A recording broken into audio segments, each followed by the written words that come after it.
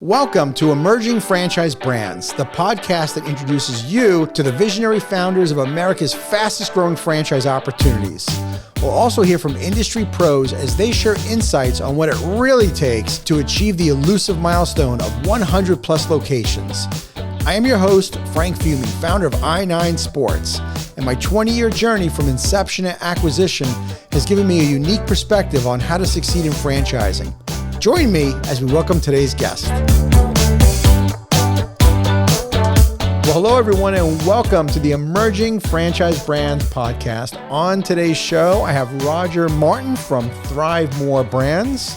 Roger, welcome to the show. Thank you. Thanks for having me. I appreciate the opportunity. Well, you are a unique guest for us because most of the founders I speak to, they represent, one brand. Or I'll speak to somebody maybe who is a president of just a platform, but not somebody who's been involved in multiple brands all under their own umbrella. So let's talk about ThriveMore and what are the brands that are underneath your company? Sure. So just to give a little bit of the history, the genesis of this, in 2017, I left a 25-year career from the pharmaceutical industry. Built that career, ended up being in a chief operating officer position, and just decided I no longer wanted to be the guy that was in charge of, armies of reps selling pills that treated people but never cured them, right? It treated them but never cured them. That's the best medicine when you're selling it. And I really wanted to get behind something that was the cure. Like my legacy, I wanted to be, that I'm doing something great for people. And I'm a huge proponent of fitness, balanced nutrition, just living a healthful life. And I think, obviously so many Americans could benefit from that message. So ended up meeting a guy coincidentally. I was hiring a boxing coach for my son who was like 12 at the time. Ended up meeting a gentleman who had a couple boxing for fitness studios. And I was about ready to leave corporate America and ended up talking to him on the kind of the side of the studio while my son was training. And he wanted to franchise and expand his business. Didn't really have the capital or the know-how from the marketing side of it.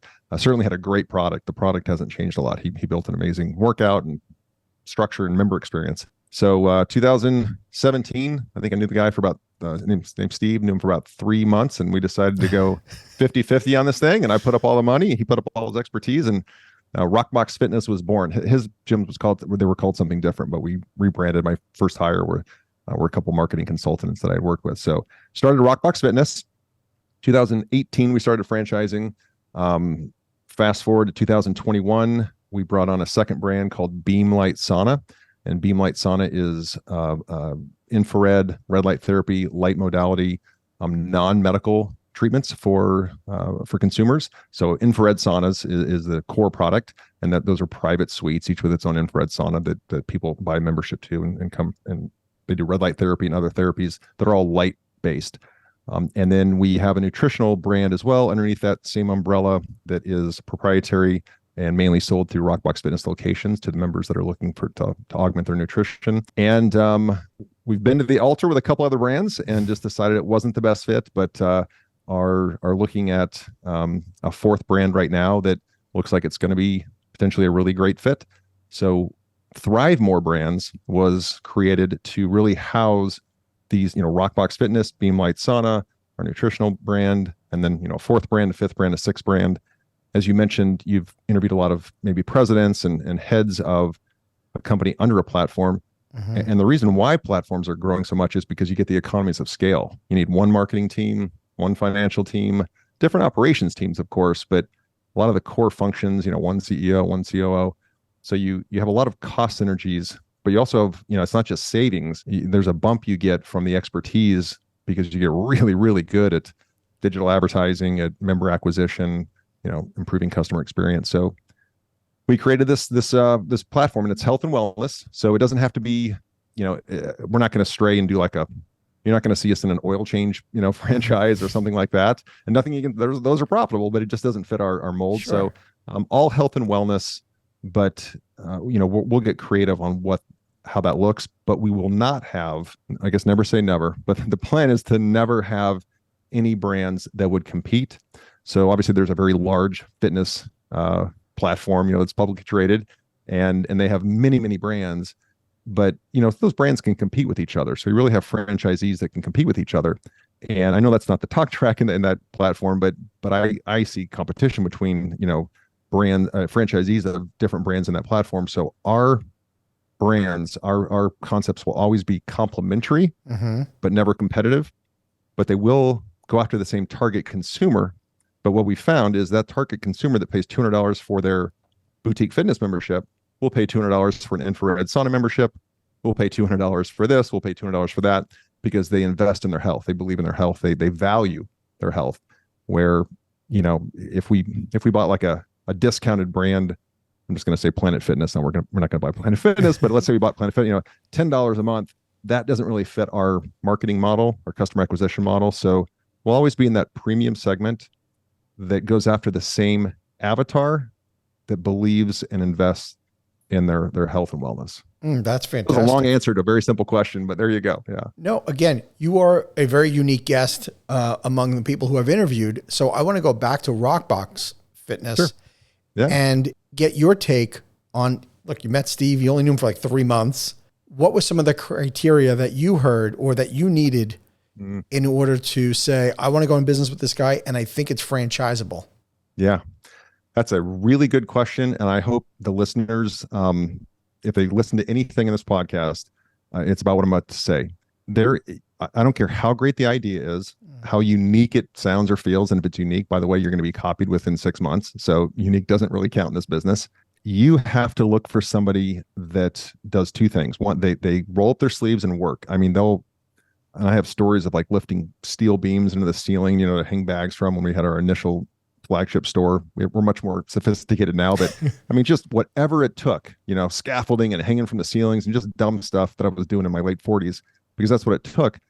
I saw that in Steve. I saw that work ethic, that just immediate bias for action. And number two, he would jump. And what do I mean by jump? And I talk about this a lot. People decide they're going to, I've decided I'm going to start a business. I've decided I'm going to do this. I've decided I'm going to lose weight. I'm decided I'm going to get in shape. Well, newsflash, you haven't done a damn thing yet. You haven't done anything. You had a mental exercise, but you haven't done anything. And what I saw in Steve was and I still see it, is a guy that has an extreme bias for action and would jump. Like, okay, let's decide to do this, and now let's go do it. And I kind of watched, over these 3 months as he talked about his business. And, we had lunches and a couple dinners to really get to know each other and kind of understand what he was doing and stuff. And I took classes and then I interviewed his members. So I didn't go into it like blindly and, without any due diligence, but I moved really quickly because I jumped. I decided like, I'm going to go into business for myself. I love the fitness space. Wow, this guy can get me there a lot quicker because he has the expertise. He'd already had 5 years of experience at that time from owning 2 studios. He was a serial entrepreneur. So I knew he knew how to stand up things. And he had a vision for it that was similar to my vision, kind of a rock and roll show meets a boxing class. And when after you do your due diligence, when if you're going to pick a partner, there's always risk. And Steve and I get along great now, but that hasn't always been the case, because business partners is like marriage, there's ups and downs. But I'm telling you, if you're looking for something in a partner, look for bias for action. And then look for evidence that they've actually jumped before. Doesn't have to mean they've started their own business in the past, but that they've made a move to take a promotion with another company. They've left their comfort zone. They've shown discipline in other areas of their life. To me, past behavior is the greatest predictor of future results. And so I always am very careful, when I'm doing business with somebody, that I'm looking at their past performance, their past achievements. And again, they don't have to have built $100 million company and sold it, but they had to have excelled at whatever they were doing in previous corporate positions, previous business ventures, personal things, whatever. Bias for action, and they jump. So that's what I saw in them. Yeah. Had you looked at other concepts before this, or you really tell me about? I want to get an idea of, was Roger trying to create a platform from the very beginning? Did you have this sort of foresight that here's how I'm going to build this company, it's going to be a platform, or was this a one-off? Like, I want to kind of get in your head. Yeah. If I told you that I had plans for ThriveMore as a platform and we're going to do infrared sauna, I'd be lying. Like that's, and anybody that tells you have a master plan, it all comes, as you know, nothing Right. ever comes to plan the way, but other things happen and sometimes better things happen. But no, I wanted to go all in on this fitness concept, on Rockbox Fitness. I am a huge fan of mixed martial arts, of combat sports, again, nutrition, fitness, and this, we were able to, and live music, I should say, and I'm a huge fan of live music and used to play music when I was in my 20s and 30s. And I wanted to bring that kind of that experience that you feel when you go to a live concert, like right when the lights go down, the crowd starts screaming, the fog's in the air and the stage lights come on, like there's butterflies you get, like everybody gets them, and you just feel it across. Yeah. And when you leave a concert, I don't think anyone's ever said in the history of time, I wish I would have stayed in tonight. Like, you're always on a high when you leave live music. It's such a great communal experience. And I wanted to create that feeling that I get when I go to live music and music festivals in a fitness class, so that you get the butterflies when the lights all turn blue, the music goes up, this same kind of ritual thing happens, and then it's off to the races for 50 minutes. And it's like a rock and roll show on the hour every hour. And again, Steve had already created supply chain. He had created the workouts, the formats, all that. I didn't know any of that stuff, none of it. He had already done some commercial real estate leasing. I'd never done that before. So my learning curve was a 90 degree angle, but the vision for what I wanted to build really came to fruition. Like that's what exists today. And I certainly don't take, full credit for that, because there were a lot of people involved in bringing it to what it is today. But that was, it was kind of an all in, burn your boats. There goes my salary. There goes my 401k. There goes my health insurance. Like, on a Friday I quit, and on a Monday I'm like, okay, this is a new world, man. This is a whole new world. But by, I've said this many times, like, Monday was scary as hell. Tuesday, okay. By Wednesday, I'm never looking back. Right. And I think, and I know you've been very successful, and that first step is the scariest one. It's the scariest one. It's the before the first step, right? Yeah. It's the step 0 to 1. Yeah. Is so scary. I remember being scared to death of just quitting my full-time job to run my business full-time. And because I had both concurrently. You and I, a little history here. We both have a history in pharmaceuticals. Mm-hmm. Let's talk about your history and what led you to Rockbox to begin with.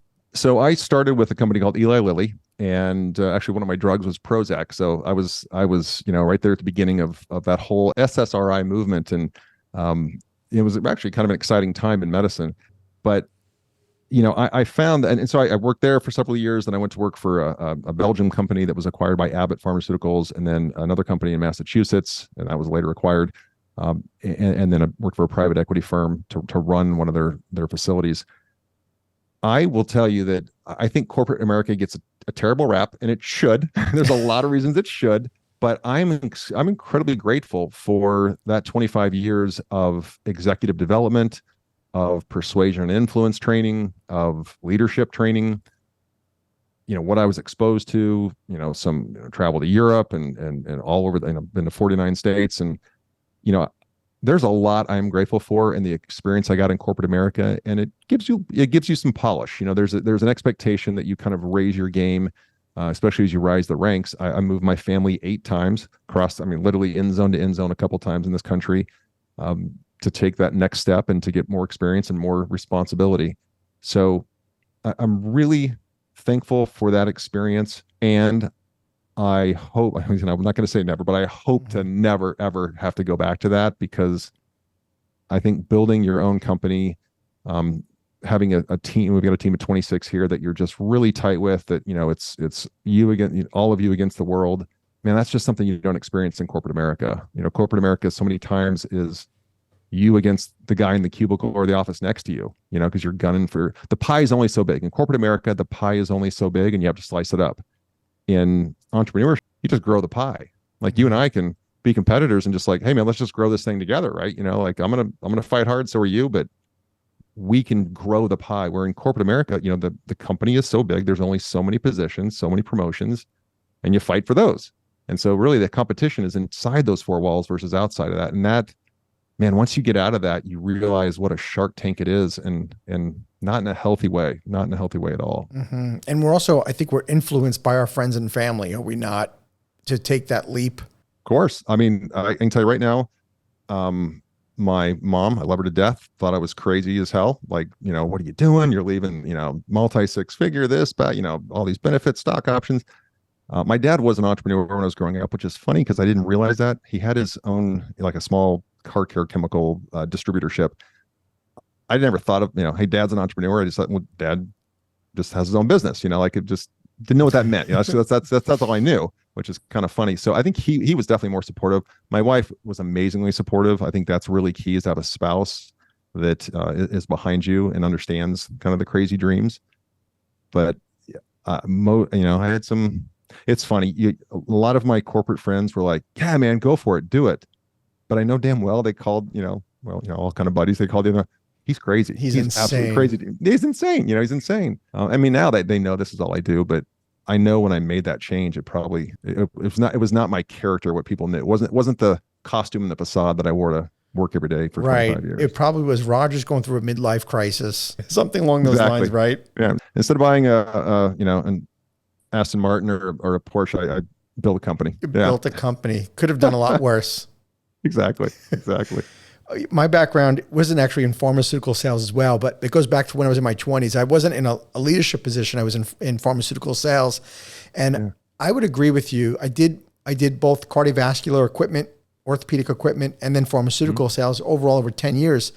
And Roger, I would agree 100% that there's a lot of gratitude there for what we learned working for larger organizations. But I will be also honest with you, or I should say, I'd be lying to you right now if I told you at the time that I was grateful and enjoyed it, because I hated it. Nothing shy. And I don't come from a family of entrepreneurs. My dad worked in the medical field. He was a cardiovascular technician, or heart technician. So during the open heart surgery, he would run like the heart lung machine and stuff. And so I got an in when I graduated college and got into medical sales that way through cardiovascular. And I did not appreciate it at the time, even though it was a great career and it was well paying and everything else. I didn't have any appreciation for, but looking back on it now, and the reason why I bring this up is because we have an audience of folks who are either A, looking to buy a franchise, or B, they're aspiring franchisors or emerging franchisors. And I think, I hope that this show gives them an opportunity to reflect on their own life, to say that some of those times that they hated the job they had, or the career they did for too long, or maybe the career they're doing too long right now, actually there was great value in it, that they did learn a lot. I learned a lot about how to work autonomously. I learned how to be part of an organization. Heck, even how to behave in a corporate setting, right? And to dealing with also the hierarchy of an organization. And all those things are opportunities you and I would never have had if we had just started Rockbox and 99 Sports when we were 21 years old, right? I'm pretty sure I would have failed. Yeah. Like, I'm pretty sure it just, you can't even appreciate the bag of tricks that you have that comes with gray hair, right? Like, I've earned every one of these strands of gray hair from the lessons that you learn. And there's only, pain is the best teacher, bar none. It's the best teacher by tenfold. And if you don't have pain, you don't grow. And that pain may be in your current role. So either find a way to reinvent that role or leave that role, right? Maybe it is time. Like, at some point, it's time to leave a role, but you have to find the lesson in that pain, or that pain was wasted. It was pain for the sake of pain, which is just, it's insanity. So I think as I've gotten older, I've tried to look for, and in the moment, no, of course not, but I'm not that good. But I try to very quickly afterwards look back and go, okay, what did I learn there? What did I learn not to do? What did I learn that that worked? Let's repeat more of that behavior. Let's repeat more of whatever that was. And I'll tell you, corporate America is a great learning environment for all the skills you just mentioned. Like, you just rattled off the perfect list. And it also teaches you what not to do. And what I mean by that is, we built a new headquarters here. So Rockbox and Beam was growing. We needed a bigger office. So rented half of this third floor, and they gave us a very generous TI allowance, a tenant improvement allowance to offset the construction costs. And so we installed every office here, every wall here, besides the drywall behind me, is floor to ceiling glass, and the doors are glass. And that's, corporate America. I know some of the new buildings don't look like that, but I grew up in corporate America. The higher up you went, the higher the floor you went, the farther away from your team you went, closer to the corner you went, and your door became oak so nobody could see in, which is just nonsense. And it, I don't know how you can build a team that way. So, my office sits, and by the way, every office that we built, like I had 2 demands, floor to ceiling glass, and every office is the same exact size. And, my office is the same size as everybody else's, and my office is right in the middle of the hallway with everybody else's. Like, it's not center, it's not, it's just kind of there, because I think that sends the message that this is an equal playing field, and what wins is talent and results. Hey, tenure, we appreciate it. Here's a gold watch. Thank you. But talent and results is what gets rewarded here. And we've got 25-year-old directors here, and that started as, associates, but they kill the game. And so I don't need to wait till they're 35 to give them a promotion and more money, because they're amazing contributors, and that would never happen in corporate America, because damn it, I had to do it. So do you, I had to walk through the gauntlet. So do you, Frank, and that's a poisonous way, I think, to build a culture. Absolutely. What about, how did franchising though find you? So you're in the pharmaceutical industry in a leadership position for how many years? Was it 20 some? Leadership was probably at least 20 years in leadership. Yeah. So the first 5 were basically sales, and then. Do you have any background in franchising? Of course not. Like no, most of us, none of us do. No, it's funny. I did somebody else's podcast not too long ago, and they asked, not how did you find franchising? How did franchising find you? Because nobody finds franchising, right? Right. But hey, man, as you outlined your audience, I'll be the first to admit, I thought, look, you get a great concept, you franchise it, and then it's just a road paved with gold. Like that's, because who told you that? Yeah, exactly. Because you see McDonald's and Chick-fil-A and Orange Theory and all these things. And you're like, oh my God, this looks so easy. You just have a great concept and you sell that. We think they're all like that. There's 4,000 franchisors. But when we think of franchising, we think of those few brands. You're right. Those are the 4 and few. So between. I didn't know what an FDD was. I didn't know what an FA was, but another lesson maybe for the listeners is, if you don't have the expertise, buy it. Buy it. Now, don't overpay for it, as a lot of people will want to overcharge you for that. But man, shorten the learning cycle and pay for expertise, not for somebody to do it for you, because then you didn't learn anything, but for somebody to teach you how to do it. Now, if it's something you're only gonna have to do one time, then pay somebody to do it.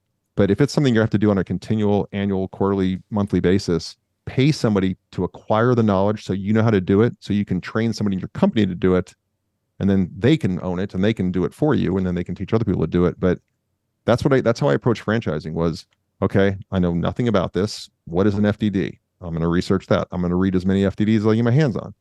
How is an FA different, a franchise agreement different from a franchise disclosure document? Okay, what does that look like? What can we say? What can we not say? I hired a consultant for $25,000 to tell me, what are we allowed to say? Well, you can't. Can I tell him I made $300,000 this year in Rockbox? No, you can't say that. Don't you dare. Exactly. Okay, isn't that the most important thing? But yes, but you can't say it. But you can't say it, exactly. So I went through that same learning curve. Talked with lawyers, talked with consultants. Hired, like I said, the first 2 hires were marketing consultants. One that I'd worked with before, one that was on the West Coast, to build this brand, to make it look the way it does, because that's not my skill set. And again, we were only going to build a brand one time, so to speak. So that I outsourced and maybe just had some comments or opinions on. But like digital advertising, I became an expert at that. And I didn't even have a Facebook account in 2017. Never been on social media in my life.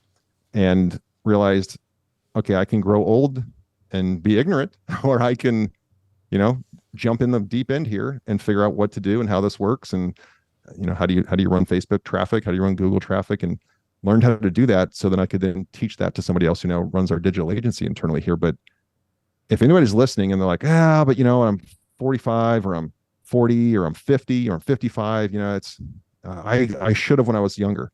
You still have at least 30 years in front of you. Like you can build an empire in 30 years.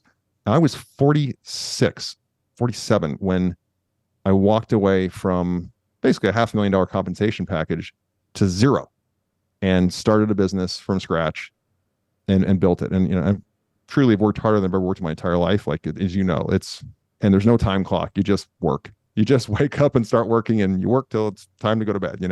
That's entrepreneurship, but you love it because it's you're building your own house. Right. But I think so many people are, I was close, brother, I was so close to just probably saying, you know what, I'm almost to the finish line. Let me just put another 10 years and I got plenty of money and I'll be good. Miserable. That'd have been a miserable existence. But man, I was probably close to that. But that's where that whole jump theory, like, don't decide, jump, go, file the LLC, open the bank account, start acquiring customers. Like you just go. Right. Just start taking action. If you think too long and you think too much about it, you can easily talk yourself out of anything. By breakfast, easily. Yeah. Yeah. Well, the thing that, I'm really passionate about is that life after exit, because I personally went through that whole grieving process after exiting my company. Even though it was my doing, I decided to exit, yet I still end up going through the grieving process. And my suggestion to anybody who's listening to this would be to shorten that grieving process, which is normal, right? You must have went through it still, even though it wasn't your company in some regard. Sure. To shorten it is to get involved with something sooner rather than later. Don't let too much time go by, and making sure though that you're doing something that you're super passionate about, because I don't know about you, Roger, but for me, retirement is boring as hell. I'm never doing it again. I tried it. No. It sucked. It was awful. It was awful, because at the end of the day, we're happy when we're fulfilled, and we're fulfilled when we're growing and we're contributing, right? That was the key word. You just stole the words out of my mouth. That a man or a woman has to have a reason to get out of bed in the morning. Yeah. You have to. And the reason has to be contribution. It doesn't have to be to make money, but you have to contribute back to your own species in some way, and some meaningful way for your life to have meaning. And my parents are retired. It's great, but I like going to play so much golf and fish so much and watch so much HD TV. Like that's not my jam. Not my jam. I'm going to go out swinging. I'm going out swinging. You and I are kindred spirits for sure. I couldn't agree with you more. Maybe it's a generational thing too. Maybe the boomer generation really worked for the gold watch and for the pension and retirement. When I was in my late 40s, my dad said to me, you got to really start thinking about retirement. And I was just like, what? Retirement? Like, it never even dawned on me. He was like, well, you can slow down now. Your company's doing well, but we just have two completely different ways of looking at life. And then I realized after exiting the company and taking time off, holy cow, that is totally not me, and there's nothing wrong with it. But at the same time, I don't know about you, but when I was quote unquote retired for a short time, I was almost offended when somebody would say to me, oh, so what are you doing now? Are you retired? I'm like, no, I'm not retired. I'm taking a break. In your case, I don't think you really took much of a break though, right? You went right from pharmaceuticals right to Rockbox. I would already had Rockbox, like, that's beautiful. We hadn't launched or anything, but had given my notice and I had a successor and kind of get that person ready. So yeah, mine was I wouldn't have minded a little break, quite frankly, but I think that you nailed it too. The boomer generation was taught, and it was preached forever.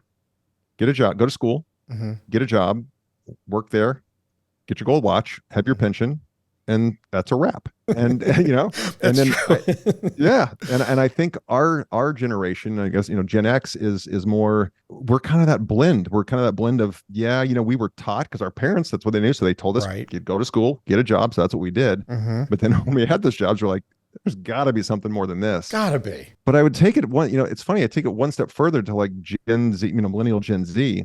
And I have almost a 23-year-old daughter and a 20-year-old son. And 23-year-old daughter graduated from Chapel Hill. He's got a job, big company. My son is just turned 20. He's out in LA chasing the music dream. So they're completely different. Sweet.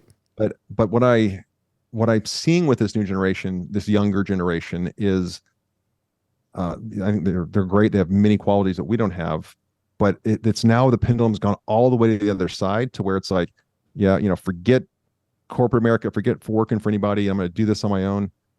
Okay, but that's really hard and really expensive, and you don't have any money and you have no experience. Maybe, you want, and I told this to my daughter, like, go to work for a big company, go spend 5 to 10 years there, learn on their dime. On their dime, and yes. And then if you want to start and give back, whatever they give you, give them back, 10x. So don't do any quiet quitting or that junk. Oh gosh. I mean, bust your butt and give them back, a tenfold return on their investment in you.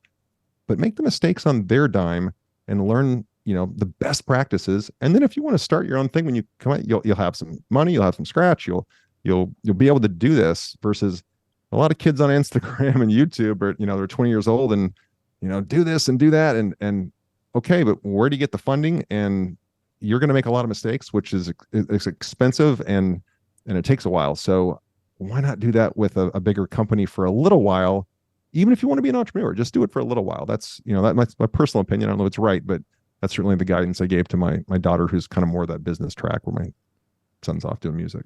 I think it makes perfect sense. My daughter's 25, my son is 22. And right there, it's just, I see a huge advantage for this next generation.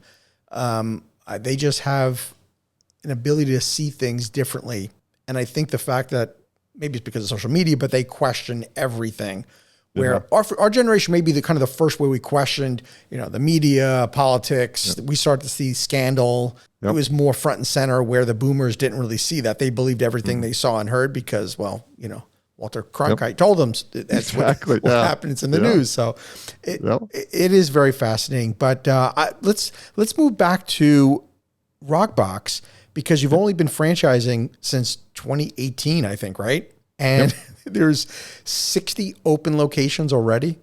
Yep, we've got 60 open, several in pre-launch right now, and then some more in development. So it's been a great run. COVID, of course, for every boutique fitness concept, it slowed us. It slowed us down for a period. Very proud to say that we didn't lose a single studio during COVID. Of course, we all had to temporarily shut down, but not a single one permanently closed because of COVID. We've only closed one store permanently ever. But yeah, it's been an amazing learning experience, and I learned more in the easily more in the last 6 years with Rockbox than I learned. I have an MBA from when I was younger, and 25 years of experience. Like, all that was great. And again, it's the foundation. Man, when it's your own dime, your own money, you're in charge, your learning is exponential. And I feel like I've got 4 PhDs in business and marketing and finance and all that, because you're forced to. But you do. You do have those 4 PhDs in this short time. You have to. Yeah, you have to. And that, where you said, if you're not growing, you're dying, basically. And I think business and entrepreneurship is the best way to keep your mind and your spirit and everything active. It's hard. So, people are listening, like, I'll never tell you it's easy. You can make it simpler than a lot of people make it. And especially if your business model is simple, but business is a full contact sport. If you're making money, give them 6 months. They're lined up, they're 40 deep behind you to steal your lunch money. And you're going to be able to take a hit. Yeah, exactly. And get right back up. And it's not for everybody. And it's not. Going back to your meeting with Steve, you saw something in Steve that you didn't see probably in a lot of people. I saw something in Steve I didn't see in myself. Oh, like, I'm really honest, because Steve was doing it. Steve had worked for, who did he work for? Santa Fe Ventus. So Steve was a farmer up at one point. Okay. He worked for Medline, which was Medline's like a disposable company. And then he had worked for like a linen company, a national linen company. But then he started his own linen company, ended up selling that. And that's how he got the money to start his 2 fitness studios. But he'd been a serial entrepreneur. He'd always kind of done it. And so, that's the first time I've ever said that out loud, because you provoked that thought. But I'm sure I saw something in Steve that I didn't see myself. And I said, I want that life, and I knew he had to hustle, and it was tough. And he was still just getting his feet on the ground for that concept. But I saw in him that bias for action, and okay, let's do this. Okay, let's do it this afternoon then. Like, let's make a decision. Okay, let's start this afternoon. Like, corporate America would be like, well, let's have another meeting, and let's take it to the committee, and let's, the next month, let's put it on the calendar. And no, man, it was like, this afternoon, let's go this afternoon. And we've kept that same type of spirit with ThriveMore, where it's just a bias for action. Like, what is the next? Okay, who's leaving this meeting? Like, I've kind of joke about this. I call it like the 911 moment, when when you train for CPR, one of the things they teach you is, find somebody, if there's a body on the ground, find somebody in the crowd, and I point to you and say, you call 911. Because if you just say, all right, somebody call 911, nobody does because you assume Right. somebody else will. And so in our meetings, I say, okay, who owns, okay, you own this, and you'll then have this project, whatever it is, completed by this date. Yeah. Okay. Write that down in the meeting notes. That's committed. Yep. Cool. Because now we have action towards it, and somebody owns it. And I think a lot of times, again, we decide to do things, we don't jump. And to run an efficient company, it's not rocket science. It's just who owns it, when is it due by. If you need any resources or help, it's on you to come to me to get those resources or help. We're in agreement, right? I'll see you next Tuesday with the end result. And you do that every day, hour after hour after hour, and you drive results. And how does your role differ from Steve? So tell me how that was split out. How you guys even decided who's going to do what? Yeah, man, I'll tell you what, that's a great question for anybody who's going into this that has a partner or multiple partners. So Steve and I were 50-50 when we started, and then brought in another gentleman who's well established in the franchising industry. His name's Jeff Duden. He owned Vaniclean, big restoration company. He was on Undercover Boss, on TV and stuff. And a mutual friend had introduced me to him to maybe do some consulting for us to help us with franchising. And the more he learned about Rockbox Fitness, the more he wanted to buy in versus be a consultant. So we ended up bringing him in for a minority partnership. And then later, he decided he wanted a majority ownership. And, we went back and forth on that for a while until we finally came to an agreement. But the long answer to your very simple question is, you need to decide up front and just say, okay, who's in charge of what, and who's going to be the end say. The three of us, we took so much time worrying about stepping on each other's toes, about offending the other person, about, well, I want, and it wasn't. So I was the CEO. So that's to answer your question. I think Steve and I just kind of sat down and said, okay, somebody's got to be a CEO. I've got the most, leadership experience, formal experience. I pitched to private equity. If we ever have to do that, so I'm going to be that guy. You be the COO, and, let's settle in these roles. But we're making decisions together. But that way people know, okay, where's the buck stop? And then Jeff came in for minority. But then when Jeff came in for majority, I was like, well, then you should really have the title. I mean, you really should do, this should be your thing. And Jeff's more of an investor than he is, an active day-to-day participant, even though he's an advisor. That's what he's our principal advisor. So, he didn't really want that day-to-day role. So then we were dancing around it some more. We brought in an outside president. That didn't really work out. So I ended up reassuming that role. And then we just made it very clear, like, okay, I'm the CEO. And, that means, I own the failures if there's failures, and I own making sure that we get through the storms and all that stuff too. So Frank, I don't know, I think it's hard because partners don't want to offend the other partner, and everybody's got their feelings out, but at some point you just have to say, all right, one of us has to be the top guy or top gal, and never an easy conversation, but I'll tell you, we did it wrong. We did it wrong for the first 18 months, and employees didn't know, they'd have to go to 3 people to get an approval because, I don't know, it sounds good to me, but go ask Steve or go ask Jeff. That's not what that's terrible. But I'll tell you, we went slower for 18 months than we probably could have had we just said, look, here's the pecking order, everybody get in their lanes, let's go as fast as we can. So it's at some point you just got to check the ego, right? Just check the ego. Totally. It's incredible that you're saying that you guys kind of struggled with that for about 18 months. You've only been around for 5 years and you got 60 locations open. So it couldn't have been all that bad, right? No, I mean, it was functional, but I just look back. I mean, it's fair, but I look back to I'm really thinking about our team. Yeah. And, we have a young team, and everybody just wants to know, like, hey, where does the buck stop? Right, and when I get an answer, is that the final answer? Sure. Right? Is that the final answer? And I don't want it to be whoever's in the office or whatever the weather is, or who's in a good mood, who's in a bad mood, like that. It should just be. So said another way, you have to have a hierarchy in your organization. But I'm the biggest advocate for not having a hierarchical, that's a word, whatever that word is, structure, right? Like, so you want a hierarchy, but your structure should be very flat, very horizontal. And again, glass doors or, glass ceiling to floor, so that an associate here can just walk into my office, and they're supposed to, like, we encourage that way. The idea, the original idea doesn't get filtered through 2 levels or 3 levels of management before it gets to the executives. That's what's the best thinking that comes forward. So I don't like a hierarchy when it comes to interaction, but you have to have a hierarchy when it comes to rewards, performance, who owns what, accountability. You have to. So the way this platform has grown out now, so I understand you take back over, you're considered the CEO then, right? Steve is COO. We have Jeff, investor, and now you start to create this platform, right? Because did the platform come first, or did all of a sudden Beam Light come into play here? Yeah, great Chicken question. or the egg? How did this all work? Yeah, Beam Light Sauna. Fortuitously, I ended up meeting actually through Steve's wife.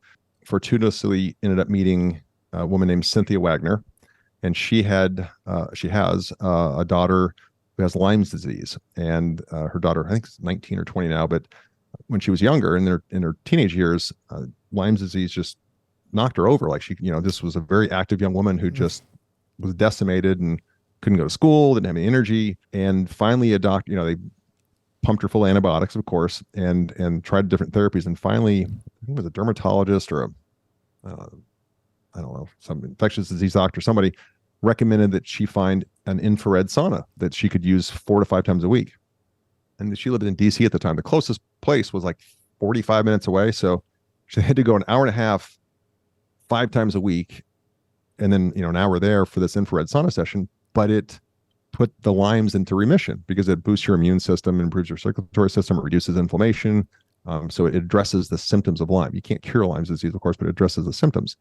And, it changed her life. It gave her life back. So when Cynthia moved to Charlotte with her husband and family, I don't know what year that was, she ended up she'd operated like $1 million hair salons, high-end salons.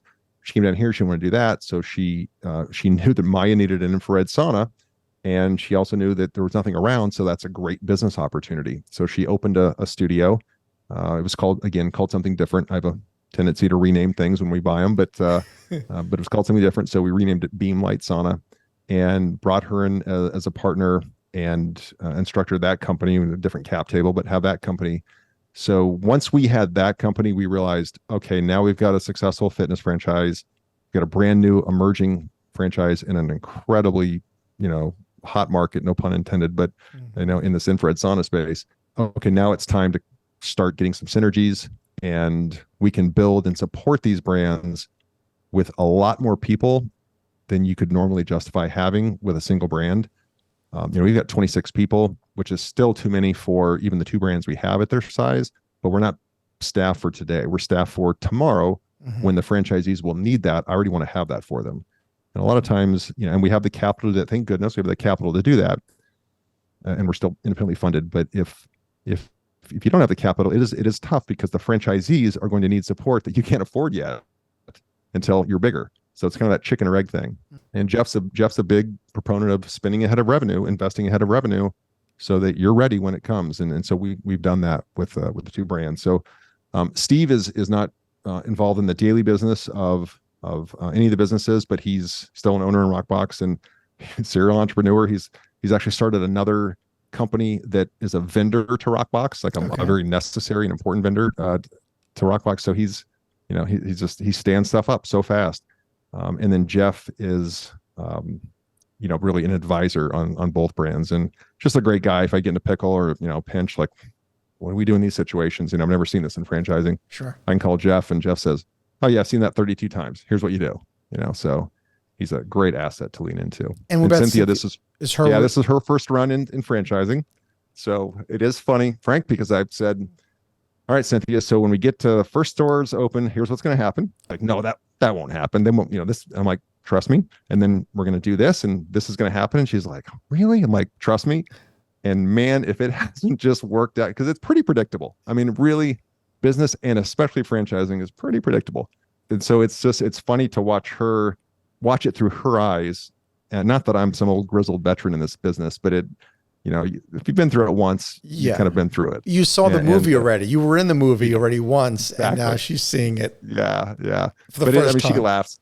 She's laughing because she's like, you said this is going to happen, and it did. So, it's franchising is, I think the most interesting thing about franchising is you have people that they are entrepreneurs because they're betting on themselves, but they also want guardrails. A lot of entrepreneurs, Steve's an example. Steve, the dude just runs a million miles an hour and, is not super process oriented. And so he finds people that are process oriented, to build around him.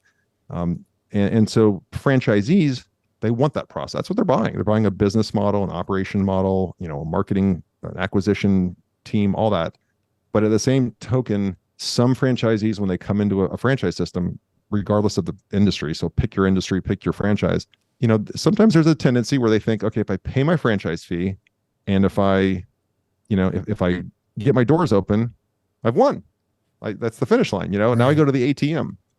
And man, that's getting your doors open. That's the starting line. Mm-hmm. It's a lot of work to get just to the starting line. It'll break you in two just getting to the starting line. But getting your business open is like, even if you did a big pre-launch, you got 200 members, 300 members, you are just at the starting line. So, it's human behavior and psychology. And so you know that, and you can share with them, hey, this is how it's going to feel. You're going to get tired during pre-launch. You're going to get worn out. You're going to have members say this and do that. Sure. But until they go through that walk themselves, it's kind of hard. It's just like parent, and Sure. not that it's a parent-child relationship, but just, like you want to help your kids and say, I can save you this headache. Don't do that. Mm-hmm. But your kids are probably still going to do it so they can learn the lesson. And I would say franchising isn't all that much different. Right. What was life like being a franchisor early on, now that you have two brands underneath your umbrella? And also, how did you find the first few of each? Yeah. So our first franchisee with Rockbox was a member from one of Steve's studios. So he had two. I then ended up building like the first flagship built from the ground up Rockbox, branded as Rockbox, and kind of the model that we had designed. And our first franchisee came with a buddy. And we sat down, we were sitting on like jump boxes. Like that was the first discovery day. It was like sitting on jump boxes, and I know you can relate to this, I'm sure. Totally. You go from there to like a nice boardroom later, but for a while it's on jump boxes. So we're sitting there, and we could tell this one gentleman named Kevin was dead serious about it. He'd already done real estate investing. He was well capitalized, but his friend, and I can't remember his friend's name, and they wanted to be partners. I could tell his friend it was a lifestyle thing. Like, hey, I want to say I own a gym. I could tell. And we literally said no. So these guys are ready to give us, I don't know, $35,000 or whatever the fee was back then. And, our first franchisee, and we said no. We said, this, I can tell this isn't going to work. That guy's not going to put in the hard work. And about a week later, Kevin came back and said, I'll tell you what, I met with, again, I can't remember the gentleman's name. He's okay if I do this on my own. I want to do this on my own. What do you think? We're like, let's go. You're awesome. Let's go. You got the work ethic, you got the skill set. He became our first franchisee. And then I think we awarded 23 licenses that first full year. And a lot of them were to members of the studios or somehow in our network, even if it was, connected. And then we, when Jeff came into the business, he really brought that franchise development expertise that we did not have. So we built an organic capability there, whole HubSpot integration, franchise development director, and in-house person underneath him. Yeah, in-house. Yeah. In-house. So we built that. We use for Beam, we do use a franchise sales organization, and of course they use franchise consultants because we want to go really fast with Beam, and because we know it's a great opportunity. And you can only go so fast organically. It's a very expensive proposition too, but going organically. But as you know, if you use a franchise sales organization and a broker network, there's really not a lot left over with a franchise fee when it's all said and done. So it's kind of 6 of one, half a dozen the other. If you build it organically, it's just, if it's core to your business, again, at least know how to do it. So we keep that inside, and so it's not an either or, it's kind of an and for us. I agree. I think you need to know how to do it. Doesn't mean you're necessarily going to be doing it in-house sales. Yep. Maybe I sound like an old founder, but doing it myself early on was key because I got a chance to understand what the potential candidates were asking. I wanted to hear it. I wanted to know what the challenges were. And I also wanted to know how I thought it should be responded to, as opposed to what an outside organization who's at arm's length might not know how to answer it. Yep. Yeah, for sure. For sure. It makes you a better business person when you from soup to nuts, know how the whole business operates. And again, you shouldn't do everything because you can't scale. but you need to know what's being done. And then you also value it, right? I finished when we lived in Atlanta 30 years ago, I finished a basement room to create a home office, like did the whole, drywall, finish work, everything, and realized I never want to do this again, ever. But I can tell you this, I really value when a carpenter comes out to the house now, right? Or I value when somebody, a painter comes out, like that's worth the money. Absolutely. I know what that's involved in that, and I don't want to do it, but I at least know how to do it. Yeah. I want to talk more about ThriveMore Brands. So with this platform, you mentioned that one of the criteria was that it's in the fitness space and it's going to complement the other two. What's some of the other criteria that you're going to be looking for, to see if it's going to meet your needs? So just one small correction. So it doesn't have to be in the fitness. In fact, it probably won't be in the fitness space, but it will be in the health or wellness space, yes. right? Yeah, Yes. yeah, yep. So the great question on the criteria, it has to be a differentiated product, obviously. 2, there has to be price elasticity, meaning that we can raise prices and charge a higher premium price for a premium experience, for a better member experience, for a better for more value. You can't just ask for more money, you have to give more value. But I don't want to be trapped. All of our brands will always be premium priced. And the reason why is that affords us the ability to spend more money to acquire a customer profitably, but it also affords us the ability to service that member at a higher level. And really, if you're not at the top of the market, the most expensive, or the least expensive, and there's definitely a competitive advantage for being the least expensive because there'll always be a market for that. But if you're not one of those two, you're kind of in no man's land. If you're in the middle, and so many people set their pricing on, well, what's the market? What is everybody else charging? And then, let's charge $10 less or $10 more. That's not how I price. And I've done some deep dives into pricing philosophy and research. And, you price at what the market will bear, not what everyone else is charging, because that doesn't mean they're right. And there's also this, I think it's a fallacy because the research shows that, franchises will go into a market and say, hey, New York, I'm just going to make up some numbers. In New York, we're going to charge $250 a month. In Charlotte, mid-market, we're going to charge $200 a month. And in Des Moines, Iowa, we're going to charge $150 a month. It sounds like common sense, right? But there's no sense to it. A market will pay, anybody in that market will pay what they feel a product is worth, what they feel an experience is worth. An iPhone is not less expensive in Des Moines than it is in New York because it's valued at the same amount. And so I think a lot of companies go into pricing with just the wrong approach. So I agree with you. Question, I think fear drives the price because I don't think we can do it, right? You got it. We're not sure we can deliver on the brand promise, thus we price lower. That is just that's a death spiral. It's a death spiral. So so there has to be price elasticity, meaning that we can move prices and not lose ability to gain customers. And 3, there has to be recurring revenue. I do not want to be in a business that, every month. Now, even membership models, as you got to feed it every single month because you're going to have attrition. But boy, there's something to be said to wake up on the first of the month and know I'm at least going to make this much money. Right. I'm going to work. We're going to work a lot harder to make more money, but at least I know I got my overhead and my rent, and my labor for that month covered with recurring revenue. So definitely, it's in the health and wellness space, and that's kind of loosely defined. But we're never going to sell cigarettes to kids or anything. Like, it's going to be health and wellness. And then, I want to make sure there's price elasticity where we can move pricing and be at the higher end. And it has to have some recurring revenue component to it. If it fits those 3 criteria, we'll look at it, and then we'll evaluate the market. We'll look at, is it how much white spaces are in the market? Is this a blue ocean or is it a red ocean?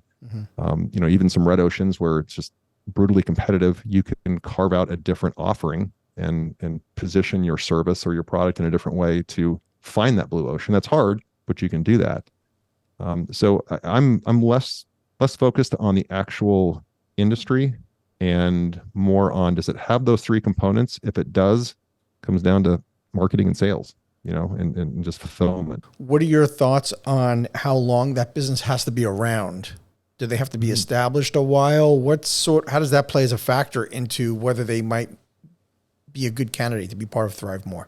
No, they don't have to be a long established brand. And of course, if they are a long established brand, if it's a really good brand, it's long established, it's going to cost a fortune. So I'm going to be competing with, private equity firms Sure. that have a 10-year harvesting of their money. I'm not going to win that game. But if it's been around a long time and it's still relatively inexpensive, it's probably not a strong business, right? So I don't want that either.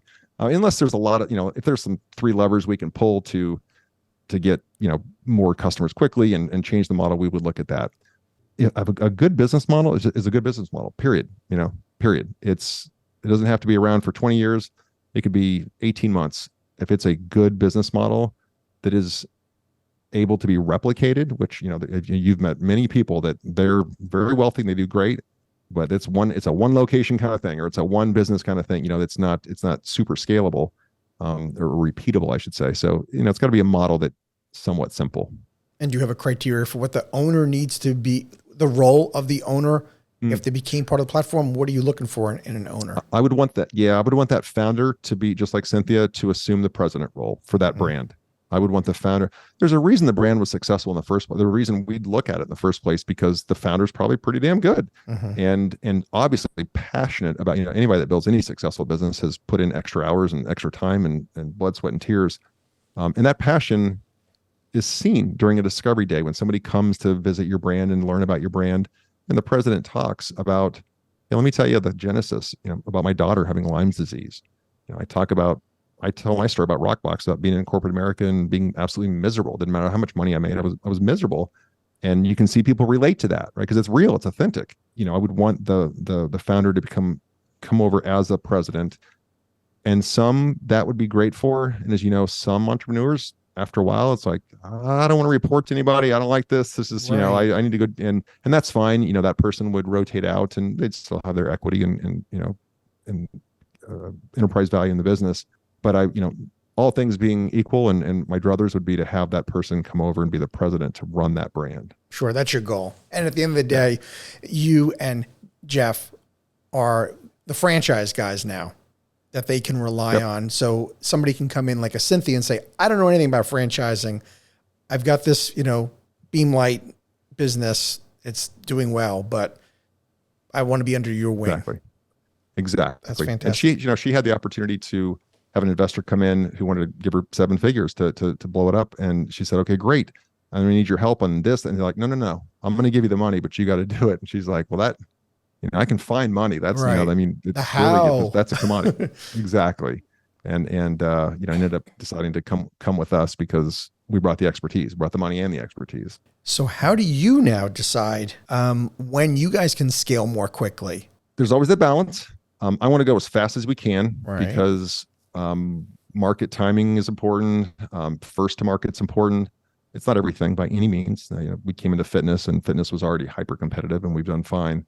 I always look at, weighted risk. So Frank, it's like how, we can go as fast as much risk as we want to take.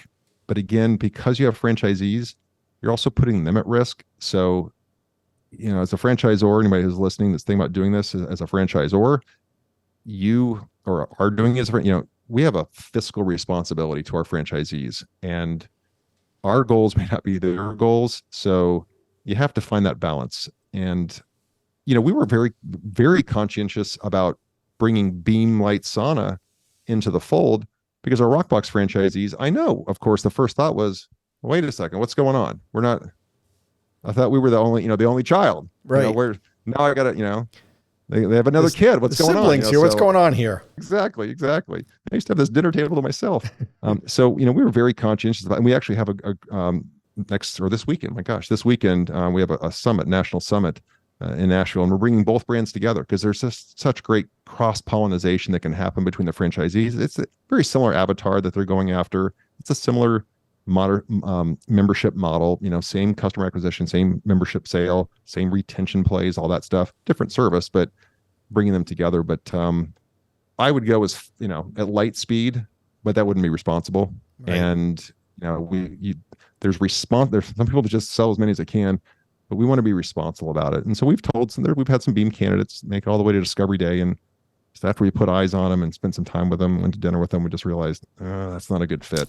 And had to say no, which the brokers are never happy to hear that. But that's not going to be a good fit. So we're going, I think, as fast as you can grow in a responsible manner. And with Beamlight, there's only 4 open right now, but how many are in development?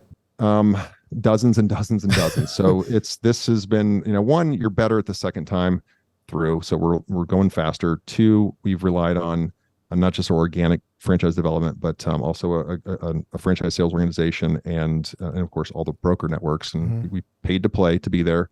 So we're going at it from both ends. So there's 30 some in development right now, and then we're at over 200 licenses awarded. Of course, many of those are multi-unit awards.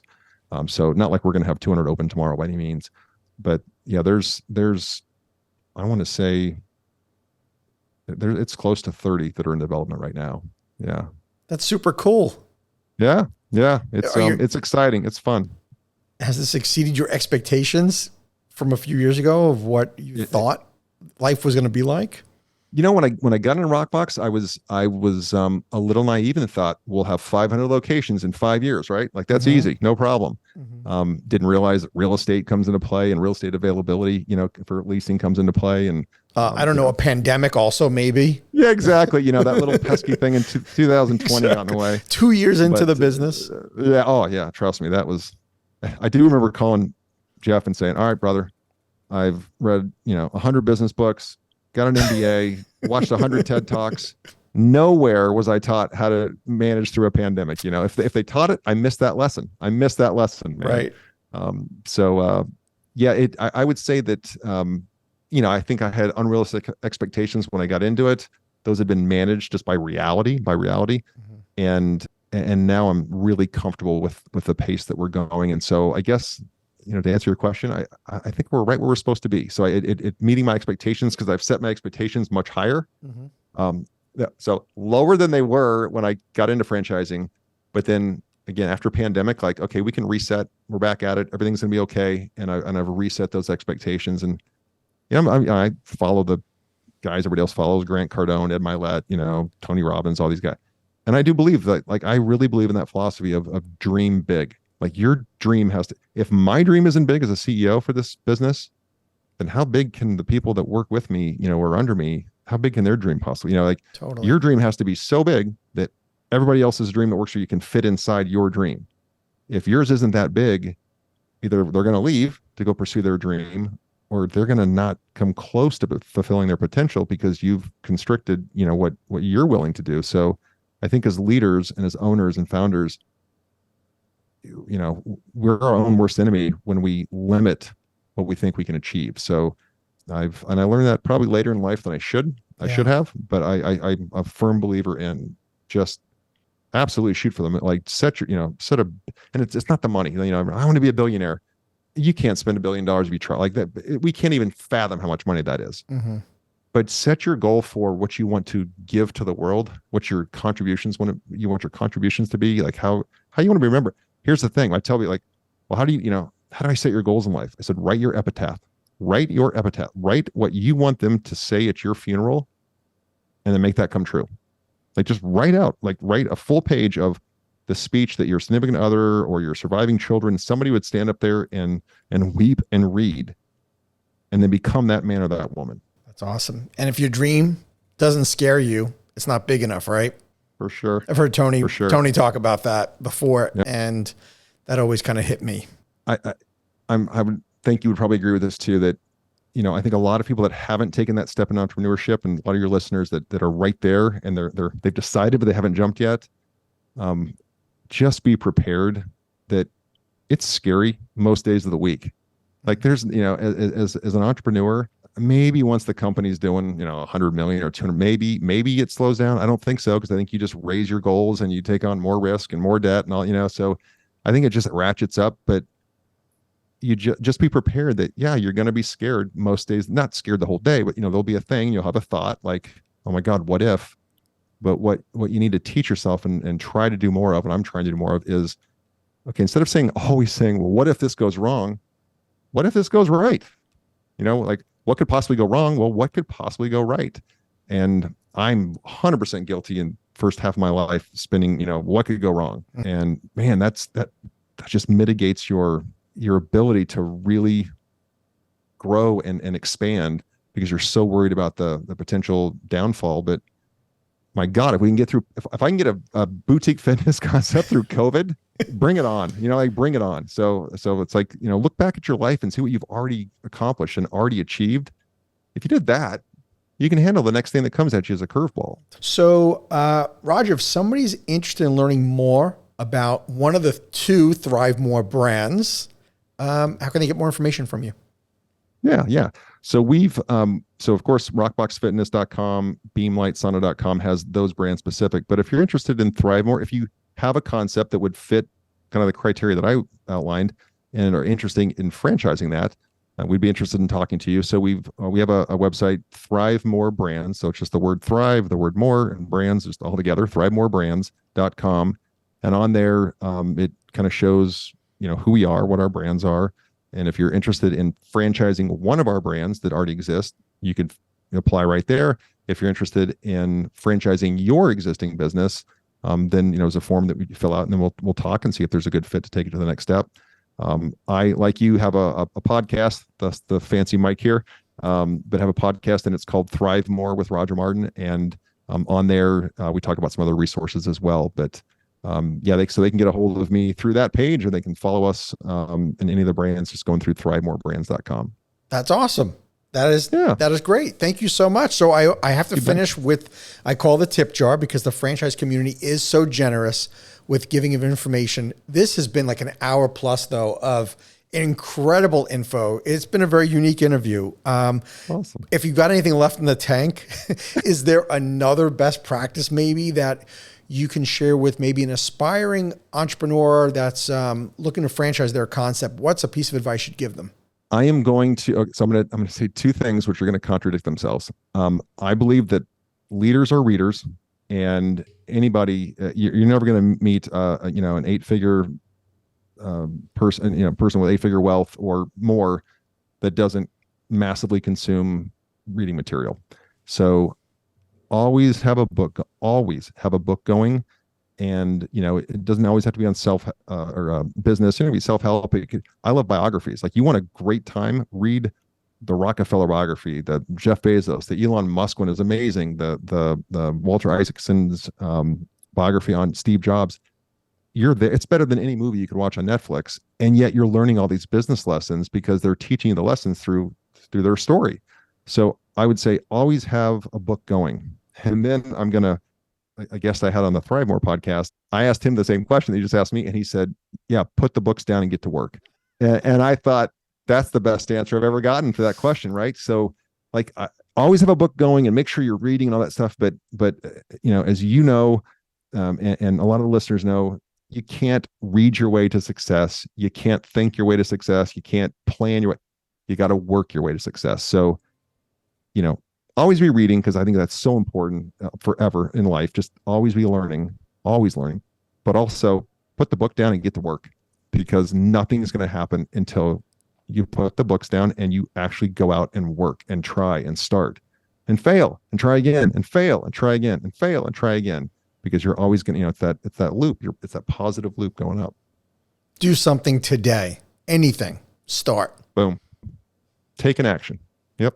Roger, thank you so much. It was awesome having you on the show, and I look forward to meeting you in person one day. And absolutely, let's stay connected, man. I'm going to listen to Thrive More. Love it. Well, thank you so much for having me. I appreciate the time. All right, take care. Thank you for tuning into the Emerging Franchise Brands podcast. For additional insights, guest applications, and to stay connected, visit us at efbpodcast.com. The Emerging Franchise Brands podcast is for entertainment purposes only, and the views expressed do not necessarily represent those of Emerging Franchise Brands, its host Frank Fiume, or Emerging Franchise Group LLC. Any discussed franchise or investment opportunity requires thorough investigation, obtaining proper disclosure documents, and expert consultation before making any investment decisions. The podcast and its host do not offer professional advice or endorsements, and they hold no responsibility for actions, representations, accuracy, or consequential damages related to the podcast content.